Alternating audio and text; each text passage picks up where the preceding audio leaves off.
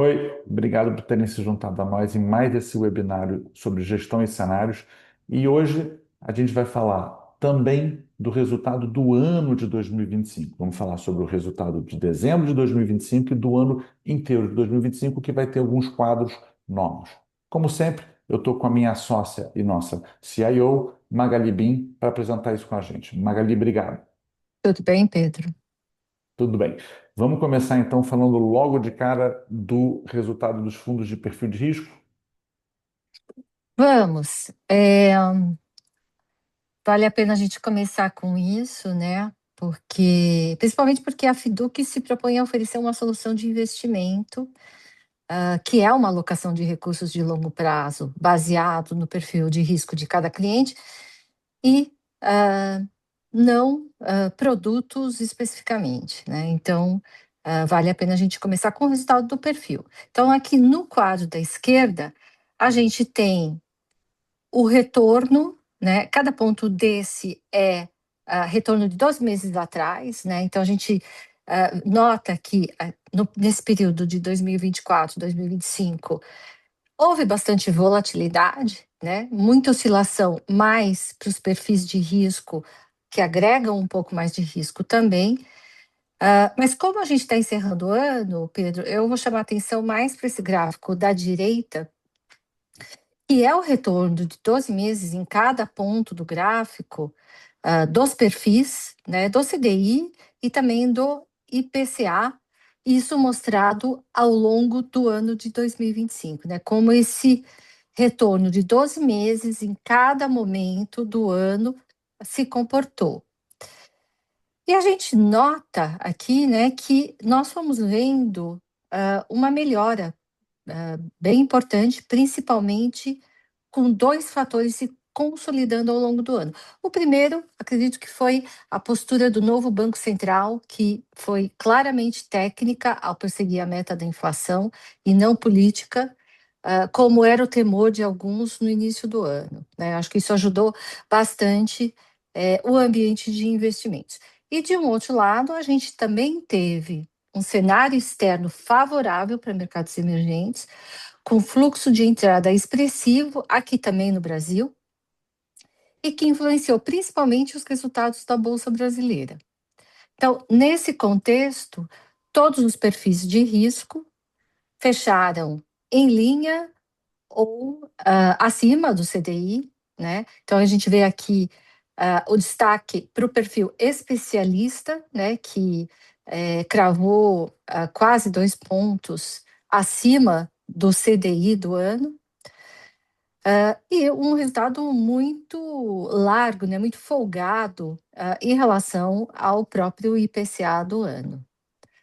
Nesse ponto, Magali, eu conseguiria adicionar que a nossa preocupação de longo prazo, e a Fiduc é uma empresa de investimentos de longo prazo, é sempre a inflação. A nossa preocupação é que você tenha capacidade de atingir seus objetivos de longo prazo, sua aposentadoria, seu objetivo material, e, consequentemente, a inflação é o maior inimigo do longo prazo na gestão do seu patrimônio. Mas, obviamente, o CDI é uma referência importante, um custo de oportunidade importante no Brasil. O que a gente está colocando aqui é que esse ano foi um ano bom para os retornos das carteiras.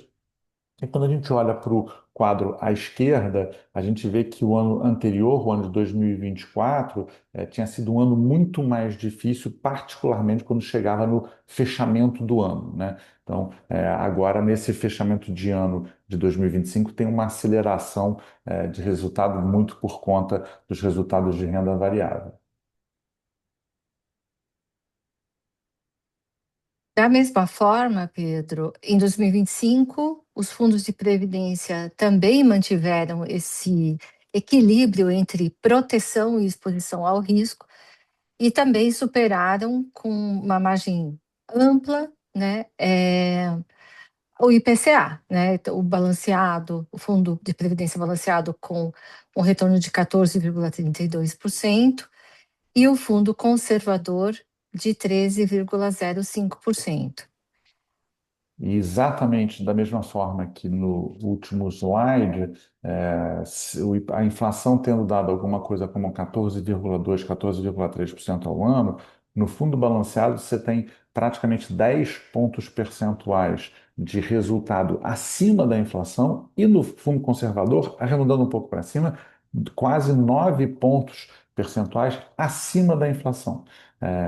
Mais do que nunca, a Previdência é uma lógica de investimento de longo prazo e a inflação é o grande inimigo a ser perseguido, combatido e derrotado no longo prazo em uma carteira bem administrada. As carteiras esse ano tiveram resultados muito acima da inflação e, no caso da balanceada, até em linha com o próprio CDI, né? Assim, então, totalmente dentro daquilo que a gente queria fazer o tempo inteiro. Perfeito. Indo agora para o cenário do mês de dezembro, né? No exterior, o Banco Central americano seguiu o script e reduziu mais uma vez a taxa básica de juros. Foi o terceiro corte seguido, provavelmente o último antes de uma pausa.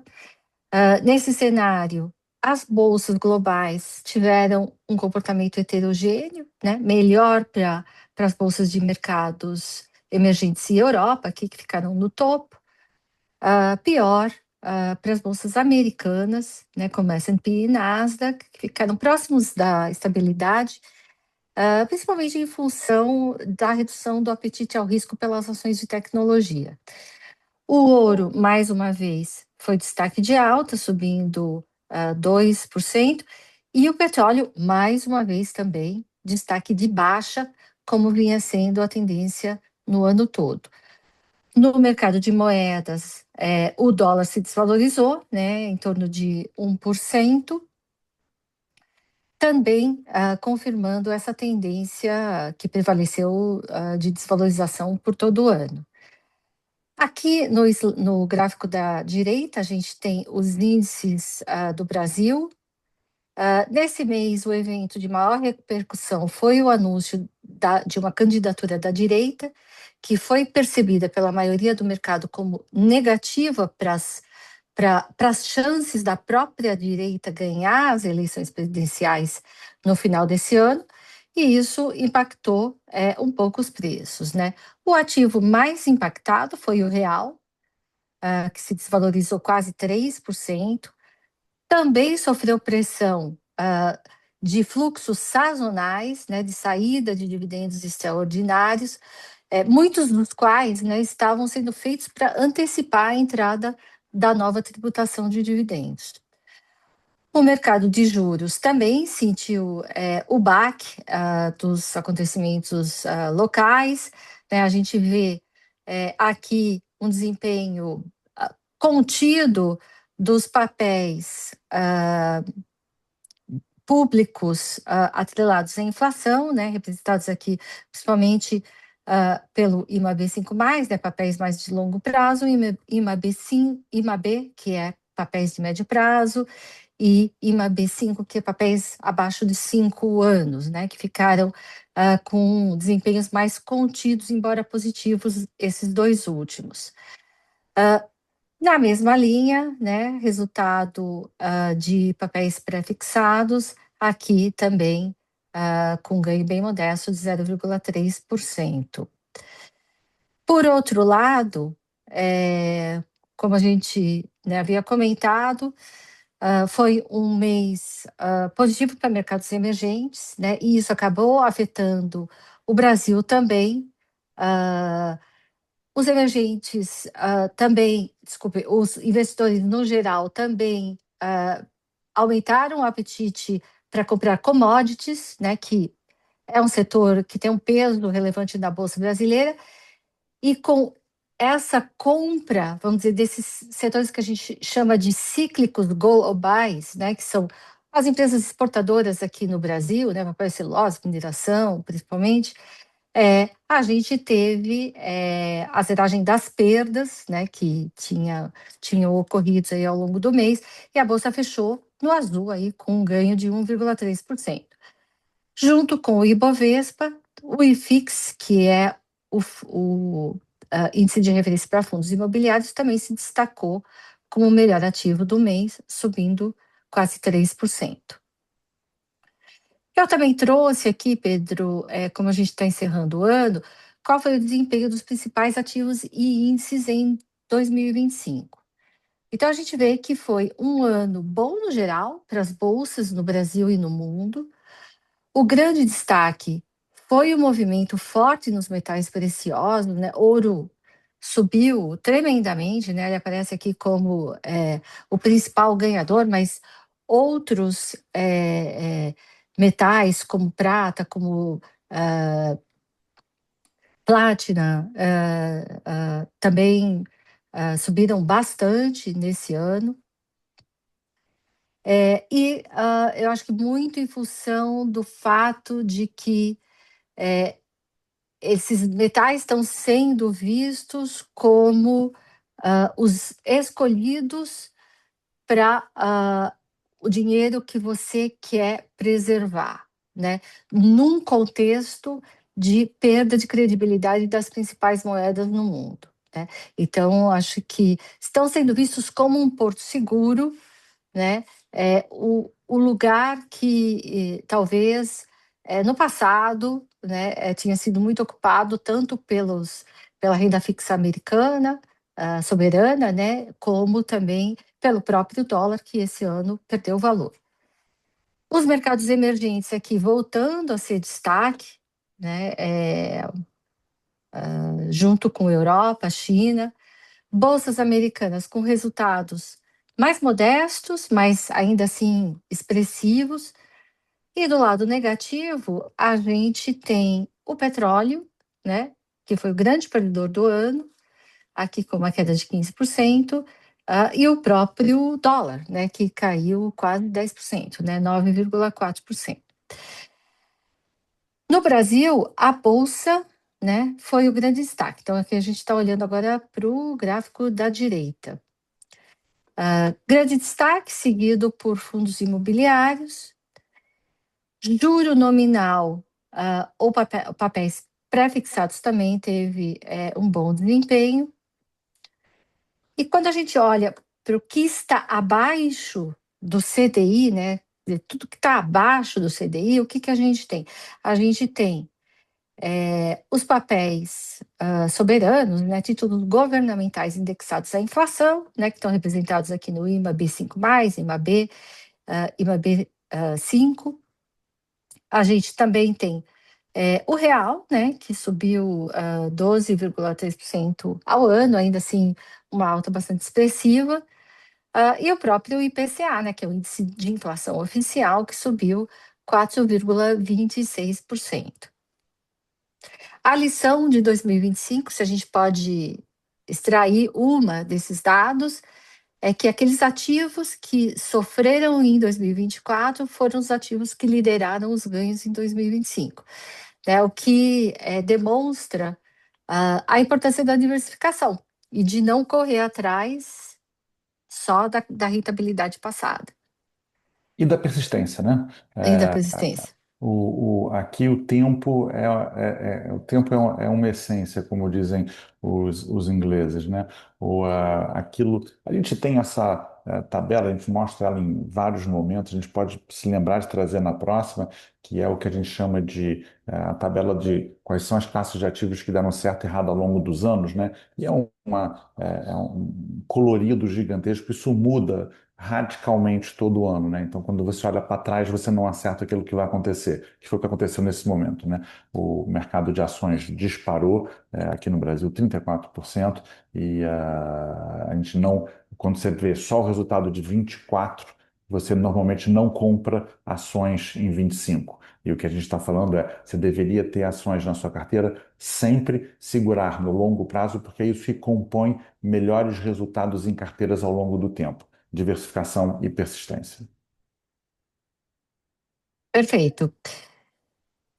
Desempenho dos superfundos, agora no mês de dezembro, né? Desempenho forte do Fundo Internacional, renda fixa aqui muito próximo do CDI, multimercado e ações Brasil mais do lado fraco, negativo, aqui no caso doações. Nesse ambiente, o fundo, aliás, o perfil conservador, alcançou um ganho de 1,04%, o balanceado 0,99% e o especialista teve um avanço de 0,97%. Os fundos de previdência também tiveram um mês positivo, mas também ligeiramente afetados pela instabilidade no mercado doméstico. O fundo balanceado fechou com um ganho de 0,98% e o conservador de 0,83%. Entrando agora em cada fundo e começando pela renda fixa, o fundo subiu 1,14% no mês. No ano, ele rendeu 96% do CDI. Nesse mês de dezembro, as estratégias pré-fixadas e renda fixa inflação foram as que mais sofreram, né? Responderam à subida dos juros futuros, como a gente comentou no início, né? Isso afeta os papéis com prazos maiores, também com o cupom, né? O yield, né? O retorno contratado alto.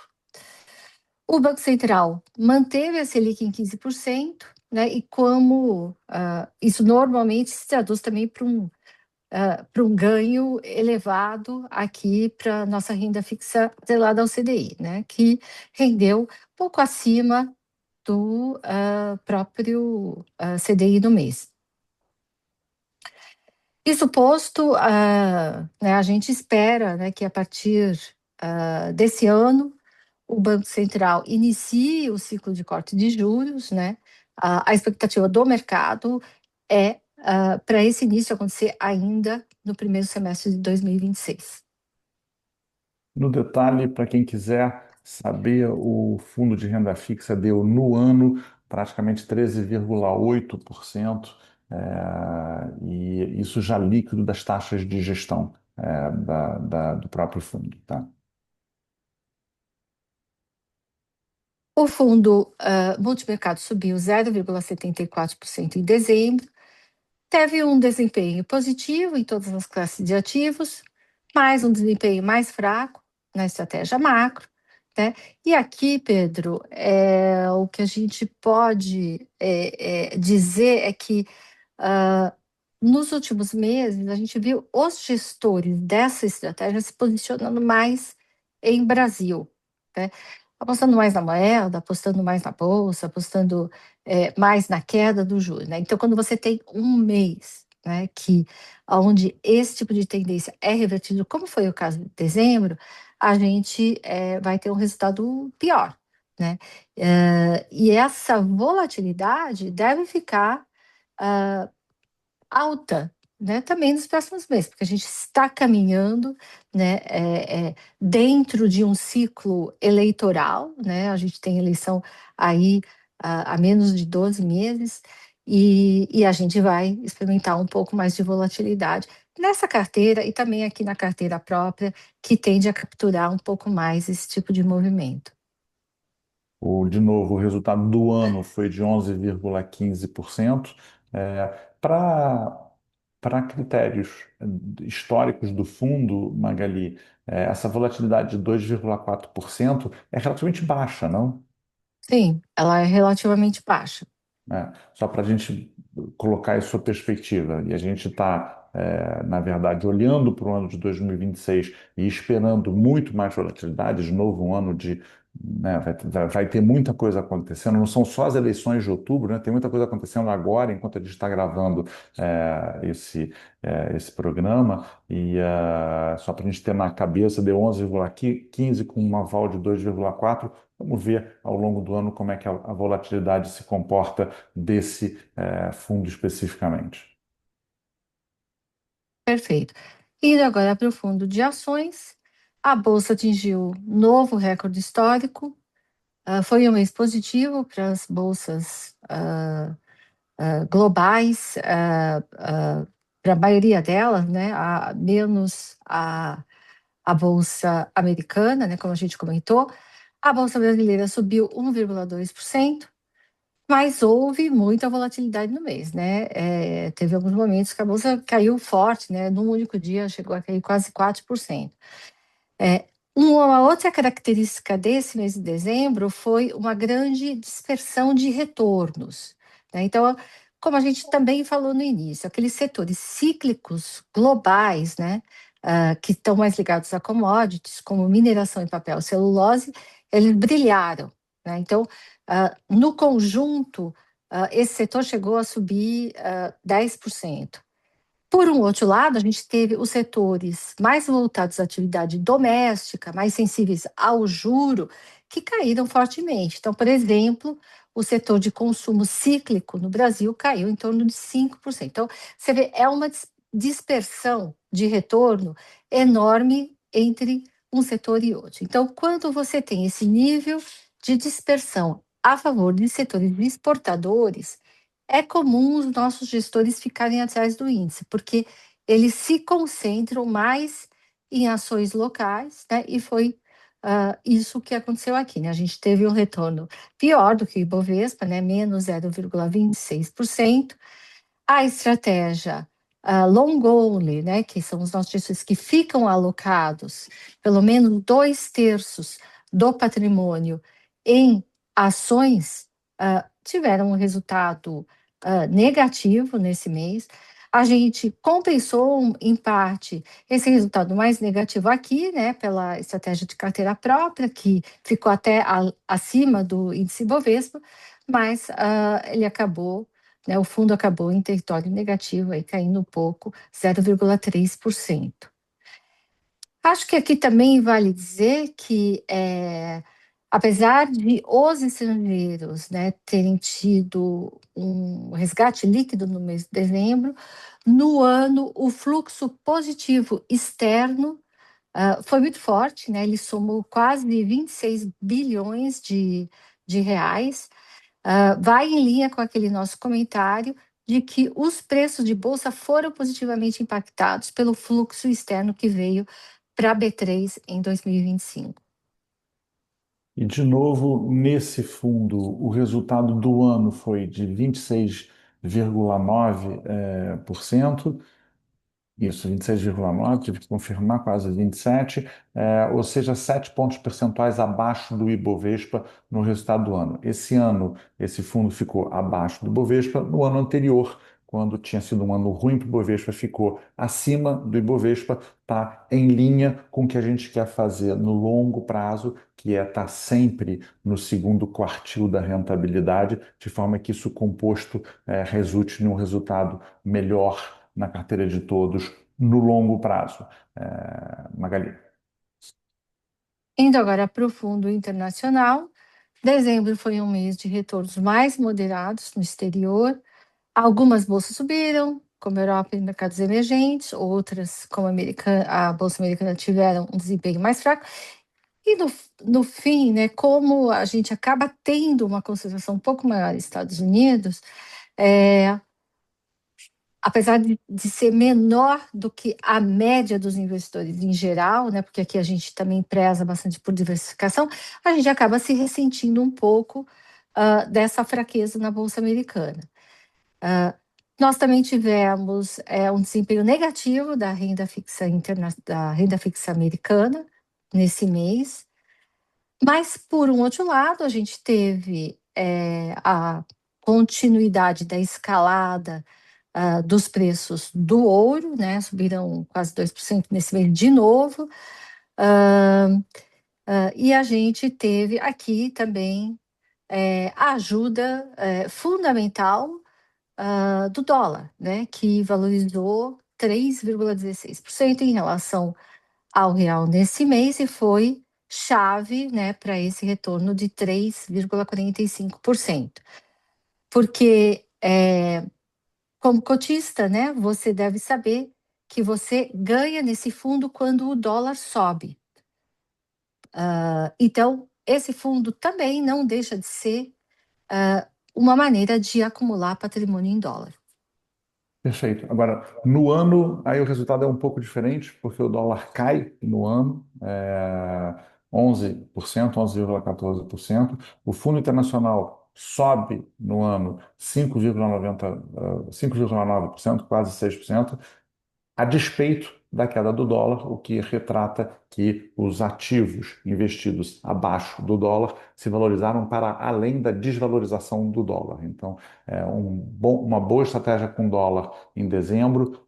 O dólar não foi uma boa estratégia ao longo do ano, mas é fundamental ter dólar na carteira. De novo, a gente volta ao ponto anterior, que é diversificação, é o jeito certo e persistência. Então, um fundo teve um bom resultado a despeito de um ativo fundamental dele ter performado mal, ao longo do tempo, ao longo do ano. Entrando agora nos fundos de previdência, a gente tem um fundo conservador que funciona como uma carteira bastante diversificada, né? Aqui a gente vai ter um pouco de ações, mas um percentual mais modesto, né? Cerca de 16%, bastante renda fixa, né? Um pouquinho também de multimercado. No fundo balanceado, a gente vai ter um pouco mais de ações, né? Ele é um pouco mais arrojado do ponto de vista de exposição a risco.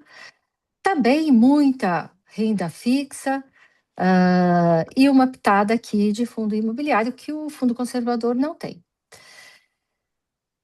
No mês de dezembro, os melhores desempenhos vieram da exposição a ações internacionais, né? De novo, eles se apropriam em parte da valorização do dólar, principalmente. O fundo imobiliário, no caso da Previdência Balanceada, também teve um bom desempenho, ajudou aqui o retorno na comparação com o fundo conservador.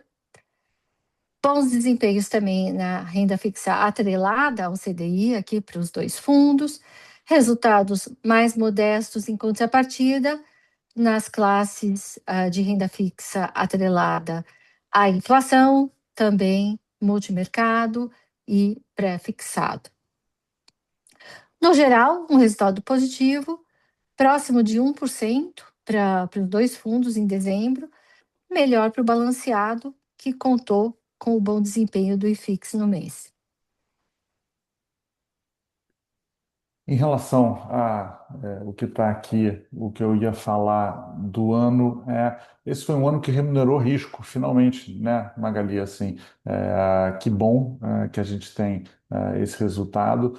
De novo, no longo prazo, o risco tende a ser recompensado. O ano de 2025 é um retrato disso. A gente começa o ano de 2026 com muita volatilidade do mercado, política, geopolítica, política nacional, política internacional, geopolítica externa, muita coisa para acontecer.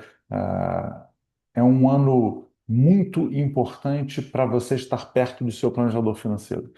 Ele vai ter acesso a muita informação que a gente está trazendo. A gente faz uma série de palestras, de webinários. A gente teve um com ele ontem, o seu planejador financeiro conosco. Ele tem muito mais informação do que a gente consegue colocar em um capítulo curto aqui no YouTube, mas você deveria procurá-lo para ter mais informações se você achar necessário. E ao longo de 2026, a gente vai estar tentando ao máximo estar perto de vocês, ao máximo repetir os resultados que a gente conseguiu entregar em 2025, mas com certeza te dando muita atenção nessa longa trajetória. Magali, obrigado pela sua presença, obrigado pela explicação. A todos vocês, um feliz 2026, que entrem de espírito aberto para a gente construir um Brasil melhor. Obrigado, gente. Abraços.